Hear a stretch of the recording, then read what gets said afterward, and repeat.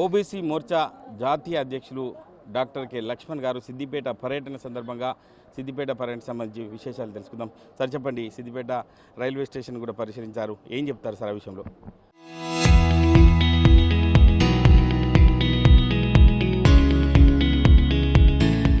అంటే 12 సంవత్సరాల మోదీ గారి పాలనలో తెలంగాణ రాష్ట్ర అభివృద్ధి కోసం, తెలంగాణ ప్రజల ప్రయోజనాల కోసం పెద్దగా తెలంగాణ ప్రజలు బీజేపీకి అనుకూలంగా ఓటు వేసి గెలిపించకపోయినప్పటికీ కూడా నరేంద్ర మోడీ గారు సబ్కా సాత్ సబ్కా వికాస్ అనేది ఒక నినాదం కాదు, ఆచరణలో అమలు చేసేటువంటి ఒక మహోన్నతమైన వ్యక్తిగా కొమ్మరవెల్లి రైల్వే స్టేషన్ అత్యంత ఆరాధ్య దైవంగా భావించే తెలంగాణ ప్రజలు, ముఖ్యంగా బలహీన వర్గాలు, బడుగు వర్గాలు కొమ్మరవెల్లి మల్లలను ఏ రకంగా మొక్కులు తీర్చుకోవడానికి సుదూర ప్రాంతాల నుంచి వస్తారో వాళ్ళందరికీ ఒక సౌకర్యం కోసం రైల్వే స్టేషన్ కావాలని కోరినప్పుడు 2024 ప్రధానమంత్రి అయిన కొద్ది రోజులకే దాన్ని మంజూరు చేసి శంకుస్థాపన చేసి పనులు పూర్తయినాయి, త్వరలో ప్రారంభించేవారు.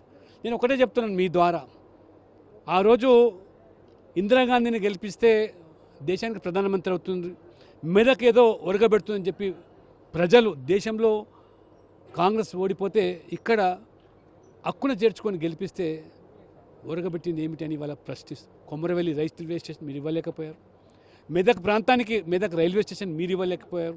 మోదీ గారు ఇవాళ Medak railway station, Siddipet railway station కూడా మోదీ గారు ఇవాళ.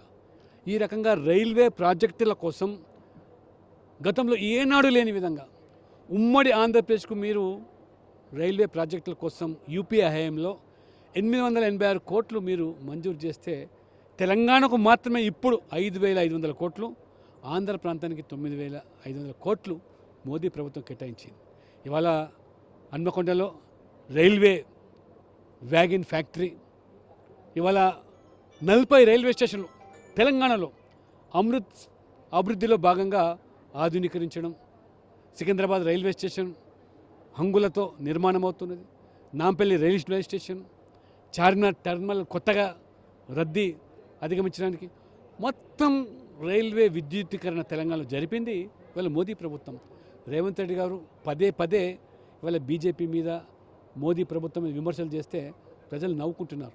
మీ హయాంలో చేయలేని పనులు ఇవాళ మోదీ గారు చేశారు. అందుకనే నేను స్వయంగా ఇవాళ కొమ్మరవెల్లి రైల్వే స్టేషన్ వారి కనువు కావాలని చెప్పి ఇవాళ నా పర్యటన. అంటే ఎక్కడ సభ పెట్టినా 29-34లో మళ్ళీ నేనే సీఎం అవుతా అని చెప్తున్న పరిస్థితి. ఆ విషయంలో డాక్టర్ లక్ష్మణ్ గారు సీనియర్ నాయకులుగా ఏం చెప్తారు సార్? ఈ రాష్ట్రానికి కాంగ్రెస్ చివరి ముఖ్యమంత్రి రేవంత్ రెడ్డి కాబోతున్నాడు.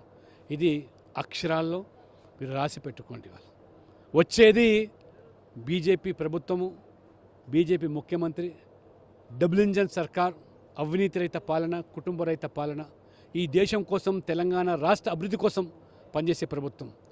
వెస్ట్ బెంగాల్ తరహా ఎన్నికలు ఇక్కడ తెలంగాణ పునరావృతం అవుతాయని చెప్పి నేను చాలా స్పష్టంగా విశ్వాసంతో చెప్తాను. అంటే మీరు చూస్తున్నారు, రైతులు ఇప్పటికి కన్నీటి గాథ చూస్తున్నారు, కానీ రైతుల విషయంలో ధాన్యం కొనుగోలు విషయం కావచ్చు, కరెంటు విషయం కావచ్చు, చాలా సమస్యలు ఉత్పన్నమవుతున్నాయి. అంటే డబుల్ ఇంజన్ సర్కార్ వల్ల అంటే దేశ ప్రజలకు కావచ్చు, రాష్ట్ర ప్రజలకు కావచ్చు, ఏం చెప్తారు సార్? ఇవాళ రైతులే కాదు, ఇక్కడ ఇవాళ నిరుద్యోగ యువత. రాహుల్ గాంధీ స్వయంగా వచ్చి మా పార్టీకి ఓట్లేని మమ్మల్ని గెలిపిస్తే మొదటి సంవత్సరం 2 లక్షల ప్రభుత్వ ఉద్యోగాలు యువతకు ఇస్తాం, జాబ్ క్యాలెండర్ ప్రకటిస్తామని చెప్పి రాహుల్ గాంధీ పతా లేకుండా పోయాడు.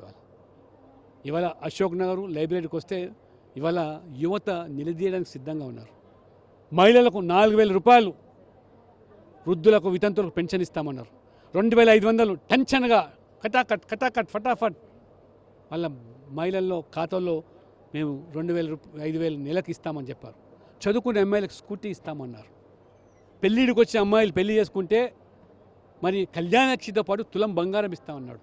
ఇప్పుడు బంగారం గురించి మాట్లాడితే మంత్రులు ఏమైనా చేస్తున్నారు, బంగారం ధరలు పెరిగిపోయినా ఇవ్వలేమంటారు. ఇవాళ భూములు, ప్రభుత్వ భూములు అమ్ముకొని అప్పులు చెల్లించే పరిస్థితి, అభివృద్ధి పూర్తిగా ఇవాళ అంతకాగిపోయింది.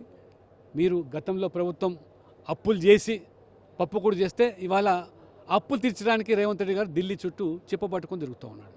ఇది ఇవాళ దుస్థితి. అందుకనే అభివృద్ధి కావాలన్నా ఇవాళ మొత్తం దేశంలో ఉత్తరప్రదేశ్ అభివృద్ధి చూడండి, మహారాష్ట్ర, మధ్యప్రదేశ్, రాజస్థాన్ ఏ రకంగా దూసుకుపోతున్నాయి. ఇవాళ ఈ రాష్ట్రానికి 5 వందే భారత్ ట్రైన్స్ వాళ్ళ మోదీ ప్రభుత్వం ఇచ్చింది.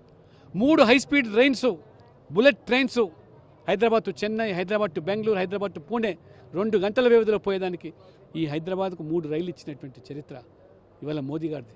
మీరు ఇన్ని సంవత్సరాలు ఈ రాష్ట్రాన్ని దేశాన్ని పాలించింది ఏంటి? ఇవాళ ఈ అభివృద్ధి చూసి ప్రజలు ఆశ్చర్యపోతున్నారు. తెలంగాణలో కూడా ఇంత పెద్ద జాతీయ రహదారులు ఈ 12 సంవత్సరాలు 5,000 అదనపు కిలోమీటర్లు, రోజుకు 34 కిలోమీటర్ల చొప్పున రోడ్లు వేసినటువంటి చరిత్ర మోదీ గారిది. మీరు 70 సంవత్సరాలు 5,000 కిలోమీటర్లు రోడ్లు వేస్తే ఇవాళ 12 సంవత్సరాలనే ప్రధానమంత్రి గ్రామీణ సడక్ యోజన పేరున పట్టణాలకు పల్లెలకు అనుసంధానం చేసి రైతులకు, గ్రామీణ ప్రాంత ప్రజలు చేతి వృత్తుల మీద, కుల వృత్తుల మీద ఆధారపడి జీవించేటువంటి నేత, గీత, మత్స, కమ్మరి, కుమ్మరి, వడ్రంగి, చాకలి, మంగలి ఈ వృత్తులు ఆ రకంగా మరి పట్టణాలకు వెళ్ళి వాళ్ళు వ్యాపారం చేసుకునే పరిస్థితి కల్పించింది ఈ రోడ్లు. అటువంటి అద్భుతమైన అద్దం లాంటి రోడ్లు ఇవాళ మోదీ గారి పుణ్యమా అని చెప్పి తప్పితే మీ దగ్గర నిధులు లేవు, డబ్బులు, అప్పులు తప్పితే. అందుకనే మాటల గారిడితో పూటలు గడుపుతున్నాడు రేవంత్ రెడ్డి గారు. ఇంకా కాలం చెల్లింది. ప్రజలు ఇవాళ తిరగబడుతున్నారు. రైతులే కాదు, అన్ని వర్గాలతో తిరగబడుతున్నారు. ఇది పరిస్థితి. రాష్ట్ర వ్యాప్తంగా ఉన్నటువంటి అన్ని వర్గాల శాపంగానే చివరి ముఖ్యమంత్రిగా నిలిచిపోతాడు రేవంత్ రెడ్డి అని చెప్పి డాక్టర్ కె లక్ష్మణ్ జోషి అని చెప్పారు. కెమెరామెన్ నెల్లూరుతో మహేష్, ఆర్టీవీ, సిద్దిపేట జిల్లా.